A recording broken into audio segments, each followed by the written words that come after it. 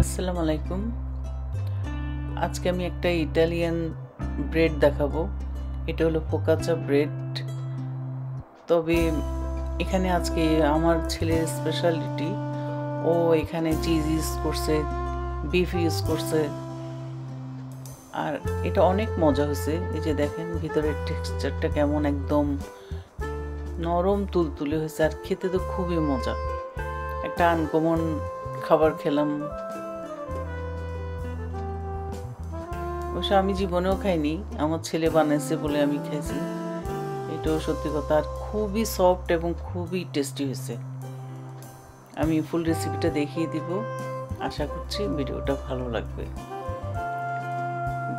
এখানে দেওয়ার জন্য আমি এখানে কিছু বিফকে ছোট ছোট করে কেটে এখানে 1 চামচ আদার পেস্ট, 1 চামচ রসুনের পেস্ট, 1/2 চামচ ব্ল্যাক পেপার, তারপর আর এখানে 1/2 চামচ থেকে অল্প 1 পিঞ্চ হলো বেকিং সোডা, আর সামান্য 1 চামচ পানি দিয়ে এটাকে ভালো করে মাখিয়ে আমি 1 ঘন্টার মতো রেখে দিব ম্যারিনেশনের জন্য।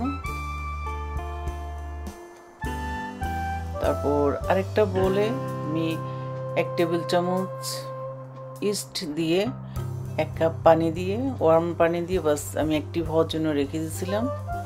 এখন অ্যাক্টিভ হয়ে গেছে 10 মিনিট। এরপর দিয়ে দিলাম একটু লবণ। তারপর এখন এখান থেকে দিয়ে দিব ফ্লাওয়ার। প্রথমে 1 কাপ দিলাম। 1 কাপ দিয়ে মাখানোর পরে যদি লাগে তখন আমি আরও দিব। দিয়ে দিচ্ছি অলিভ অয়েল, এখানে 1 টেবিল চামচ অলিভ অয়েল দিয়ে দিচ্ছি। তারপর আমি ভালো করে একটু মাখিয়ে নিচ্ছি।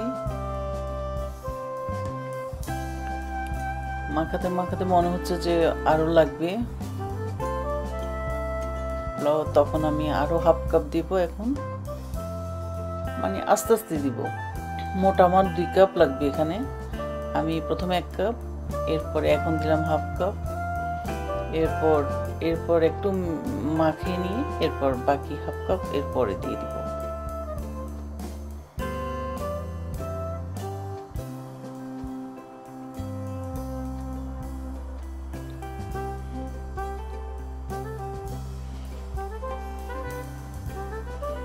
আর আমার ময়দা লাগবে না, আর ডোটাও খুব সুন্দর হয়ে গেছে। মানে খুব একটা শক্ত হয় না, একদম নরমও হয় নাই, একদম পারফেক্ট একটা ডো হয়েছে।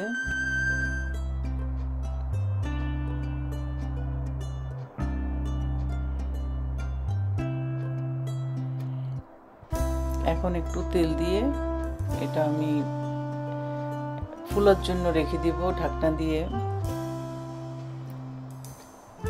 এটা 1 ঘন্টা বা 2 ঘন্টা রাখলেই হয়ে যায়, একদম ফুলে খুব সুন্দর, মানে এটাও সুন্দর হয়ে যায়। এখন আমি সামান্য একটু তেল দিয়ে যে বিফগুলো মাখিয়ে রাখছিলাম সেই বিফগুলোকে দিয়ে আমি ফ্রাই করে নেব।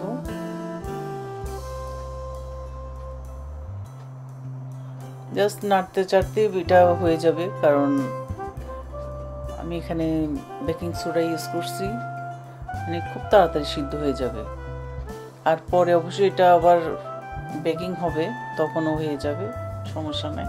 আর এদিকে আমার মানে ডোটা খুব সুন্দর ফুলছে। এখন এটাকে আমি একটা ট্রেতে তেল ব্রাশ করে বা সেই ট্রেতে নিয়ে ফেলবো, কারণ এখানে আমি এটা বানাবো।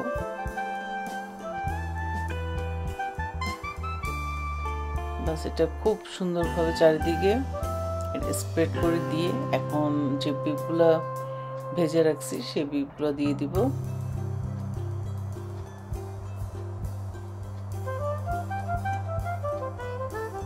সব বিফগুলো একটু চেপে চেপে ভিতরে ঢুকিয়ে দিচ্ছি।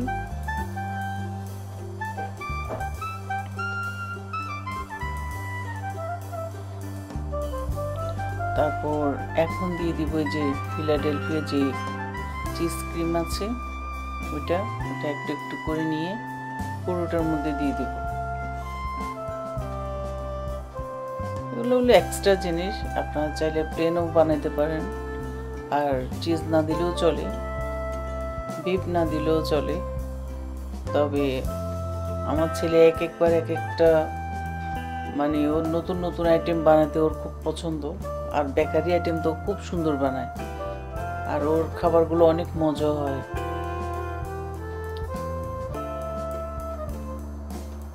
এই যে এটা 180-তে প্রায় 1.5 ঘন্টা লাগছে, 1.5 ঘন্টার মধ্যে খুব সুন্দরভাবে হয়ে গেছে।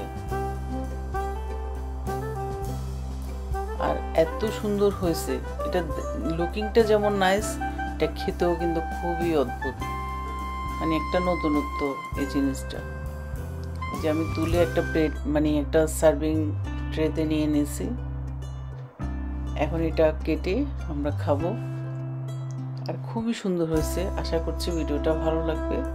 ভালো লাগলে অবশ্যই লাইক করবেন, শেয়ার করবেন, আমার চ্যানেলকে সাবস্ক্রাইব করবেন এবং আমার ফেসবুক পেজকে লাইক করবেন। আজকে এই পর্যন্তই, আল্লাহ হাফিজ।